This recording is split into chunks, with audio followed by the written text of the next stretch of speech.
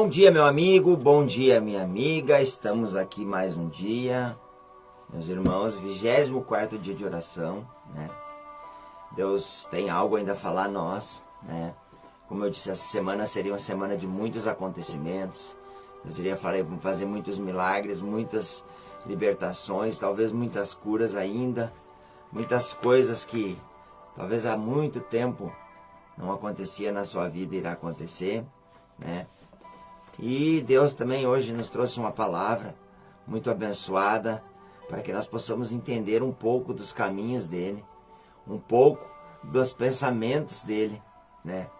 Porque a palavra diz que os nossos pensamentos não são iguais aos de Deus, né? A palavra diz porque os meus pensamentos não são os vossos pensamentos, né? Ou seja, os pensamentos de Deus estão sempre adiante, estão sempre além. O nosso entendimento muitas vezes não consegue alcançar o que Deus tem preparado, né? E então, Deus acaba usando meios que não entenderemos para chegar a fins que nos levarão a glorificar a Ele, né? Então a palavra hoje que eu quero trazer é uma continuação daquela palavra de Atos 16.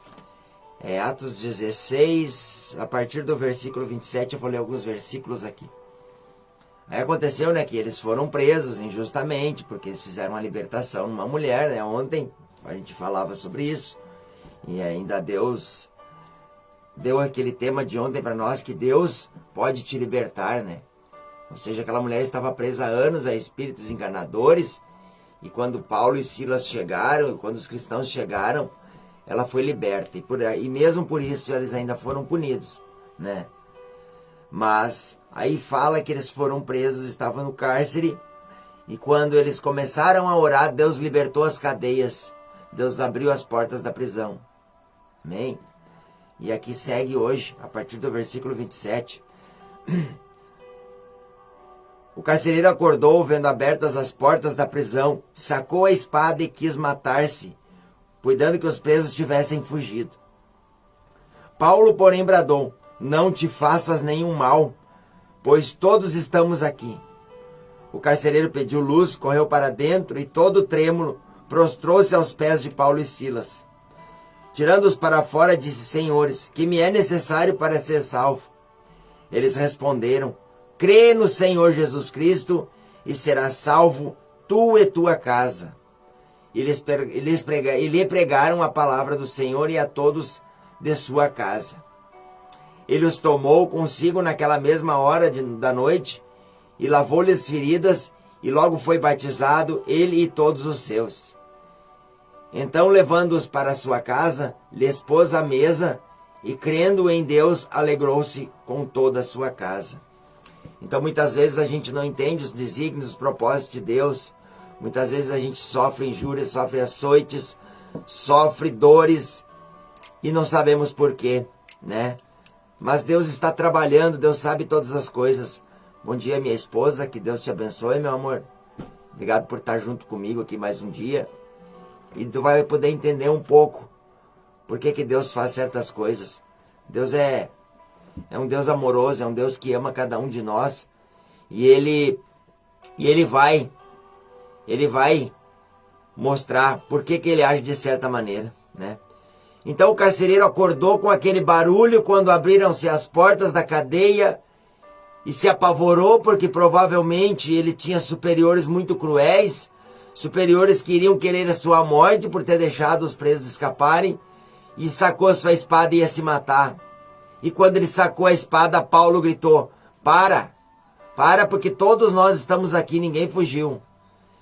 E aí, ao mesmo tempo, ele pediu para que alguém acendesse as luzes, né, do local, para ter certeza que estavam todos ali. E ali, quando ele viu aqueles presos todos no mesmo lugar, com as prisões abertas, com as cadeias abertas, com as correntes arrebentadas, e ninguém tinha fugido.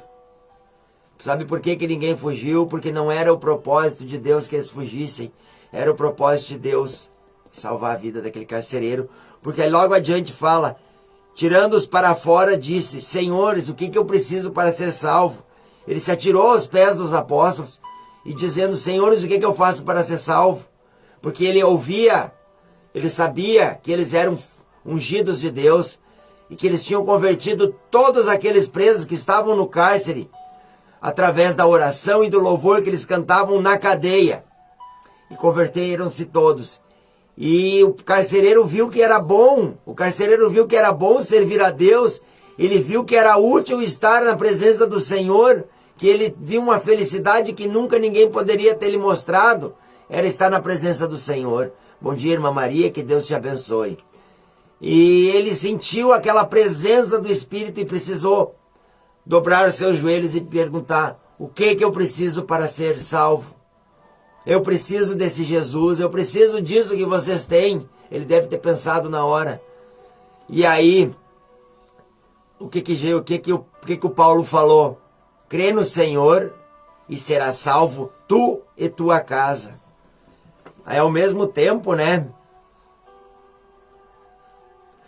Eles lhe pregaram a palavra, eles não perderam a oportunidade. Com Deus é assim. Quando Deus te dá a oportunidade para pregar a palavra, para falar das coisas de Deus. Bom dia, Deus abençoe, Ângela. Quando Ele te dá a oportunidade para falar das coisas dEle, você não pode perder a oportunidade. Eles logo pegaram e pregaram a palavra do Senhor e a todos de sua casa. Quer dizer, eles foram até a casa, o carcereiro tirou eles de dentro da prisão e levou eles até a casa para que a sua família também recebesse a palavra. Porque quando Jesus entra no teu coração, Ele não quer salvar somente tu, Ele quer salvar toda a tua família, todos aqueles que vivem na tua casa. Porque Ele não tem um propósito único, Ele tem um propósito contigo. E aí Ele foi e pregou aos da casa dele, né? E aí o carcereiro, querendo fazer algo por eles, tomou consigo naquela mesma noite e os levou e lavou-lhe as feridas e logo foi batizado e todos os seus. O carcereiro, em modo de agradecimento, imagina, eles apanharam açoites diversos, chutes, pontapés, pedradas, sabe-se lá o que fizeram com eles. E eles deviam estar muito feridos e mesmo assim eles estavam orando a Deus quando as cadeias foram arrebentadas, né? E aí o carcereiro, como gratidão, foi lá e lavou as feridas, foi lá e curou as chagas. E aí foi batizado, ele e a casa dele. Imagina o que Deus fez no coração desse carcereiro. Bom dia, Carla, que Deus te abençoe. Obrigado por estar aqui com nós. E aí ele foi e lavou as feridas e ganhou o melhor presente que ele poderia ter ganhado, a salvação dele, da casa dele. E ele estava sedento para saber o que era aquilo, e ele recebeu. Então, muitas vezes nós não entendemos o propósito de Deus. Muitas vezes você pode estar sofrendo, você pode estar sofrendo percas, pode estar sofrendo alguma coisa e não sabe o porquê. Mas lá adiante tem um propósito. Se nós olharmos a olho nu, Deus foi injusto com Paulo. Se nós olharmos com os olhos humanos, porque Paulo estava só pregando a palavra. E aí ele foi querer libertar uma pessoa que estava endemoniada e ainda foi preso, apanhou e foi humilhado, né? Mas Deus tinha um propósito maior nisso. Deus tinha um propósito maior, que era salvar o carcereiro, porque Deus conhece o coração de todos. E quando que aquele carcereiro teria a oportunidade de ser batizado, de adorar a Jesus, de buscar a Jesus, se lá em Roma era proibido ser cristão? Se lá em Roma era proibido pregar a palavra?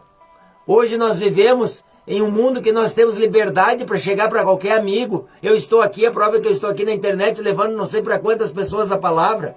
E nós não aproveitamos essa oportunidade. Bom dia, irmã Irene, que Deus te abençoe. Vem coisa grande para ti aí, irmã, pode ter certeza. Tá? E assim, ó, muitas vezes nós não aproveitamos as oportunidades que nós temos.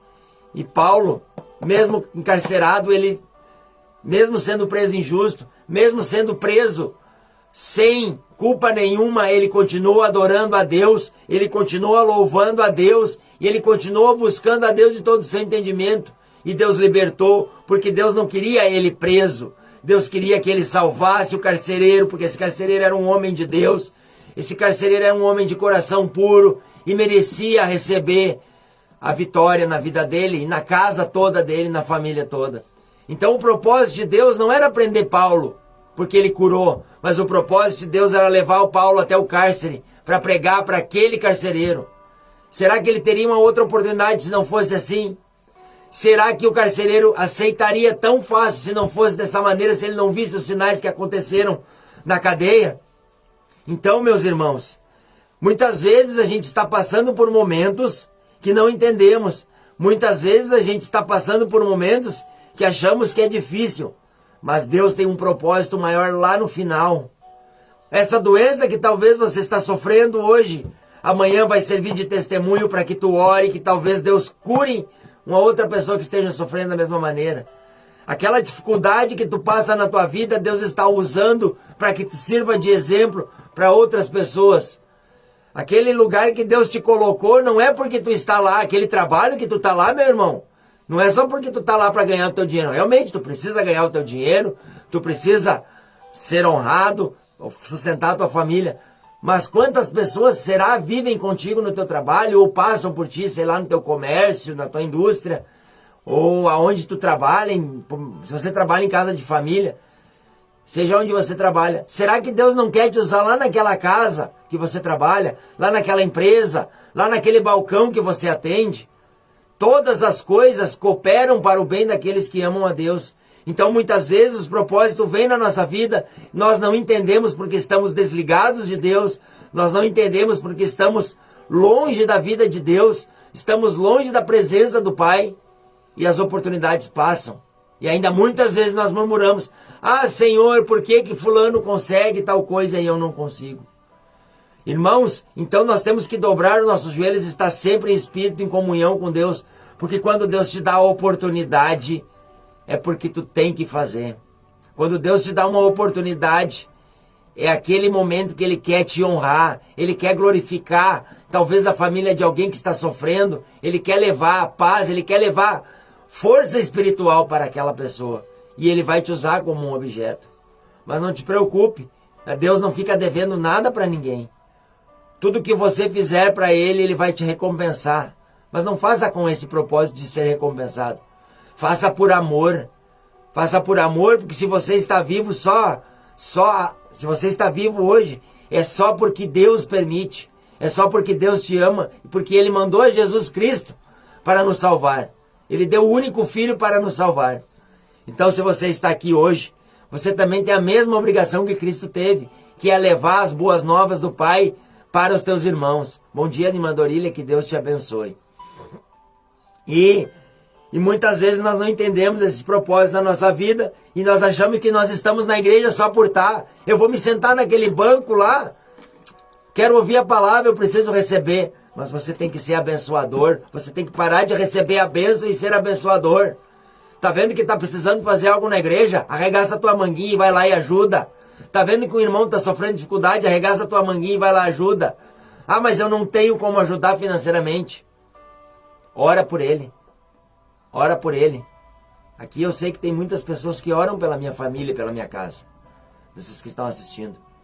E por todos que estão assistindo eu também oro, porque está aqui no meu caderno e não vão sair mais. Talvez eu não possa ajudar de outra maneira, mas orando, Deus já vai abrir os céus. Então, meu irmão, minha irmã, chega de murmurar, chega de reclamar da vida que está vivendo, porque Deus tem um propósito e Ele vai cumprir. Se não for com você, Ele vai levantar outra pessoa e vai cumprir. E aquela bênção que está reservada para ti pode ser para outra. Imagina se Paulo ali tivesse visto aquela endemoniada e ficasse com medo de ser preso e não falasse, não desse a libertação para ela. Será que aquele carcereiro ouviria a palavra de Jesus? Ele ouviria porque Deus ia levantar outra pessoa. Mas quando ele iria ouvir? O propósito era agora, era no momento, era daquela maneira. Então, que nós possamos entender que tudo que nós passamos na vida, seja de bom ou seja de ruim aos nossos olhos, é para o nosso crescimento espiritual, é para o nosso engrandecimento espiritual e é para que nós nos aproximemos mais de Cristo e cumprir o nosso papel, que é a palavra ide e fazei discípulos, que Jesus mandou a todos os cristãos. Você crê em Jesus? Você crê no sacrifício de Cristo lá na cruz por você? Então cumpra o teu ide. Cumpra o teu ide porque Deus tem algo grande na tua vida e Ele quer te usar. Mas eu não sou capacitado, eu não sirvo para isso. quando a gente quer de verdade, meu irmão, a gente se capacita. A palavra diz que Deus não escolhe os capacitados, mas capacita os que foram escolhidos. E você tem um privilégio. Se você está me acompanhando aqui, se você está assistindo aqui desde o primeiro dia, ou se você assiste, você sabe que você é um escolhido. Pode ter certeza. Porque aqueles que não são da luz não suportam ficar na luz. Quer fazer um teste? Vai numa caverna onde tem bastante morcego no escuro.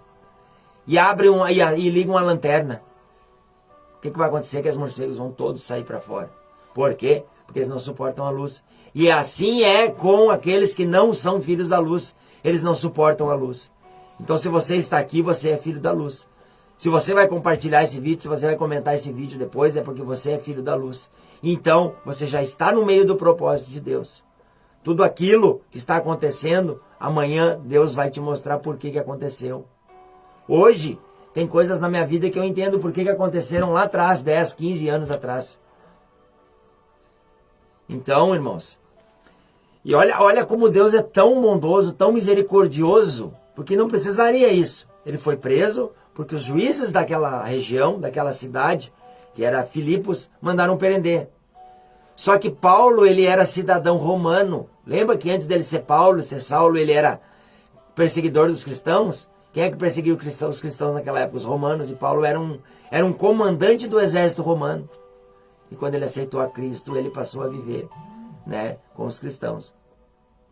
E aí, os magistrados, sem saber, prenderam ele. E olha o que aconteceu. Ao amanhecer, os magistrados mandaram os soldados dizerem, porque Paulo e Silas pregaram para a família do carcereiro e voltaram para a prisão. Eles dormiram na prisão de novo, porque a intenção deles nunca foi fugir.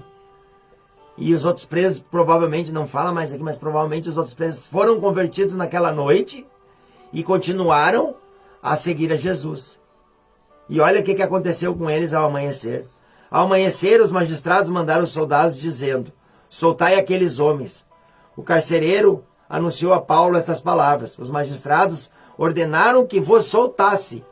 Agora, pois, saíde em paz. Paulo, porém, disse-lhes, açoitam-nos publicamente, sem sermos condenados, sendo nós cidadãos romanos. Açoitar um cidadão romano naquela época era um crime, ainda mais para Paulo, que era um ex-soldado romano, era um ex-comandante do exército. Sendo nós cidadãos romanos, nos lançaram na prisão. Agora, encobertamente, nos soltam. Queriam soltar às escuras, para ninguém ficar sabendo que eles estavam soltos. Não será assim. Que venham eles mesmos e nos tirem daqui. Olha só, olha o poder que Deus dá para um filho dele.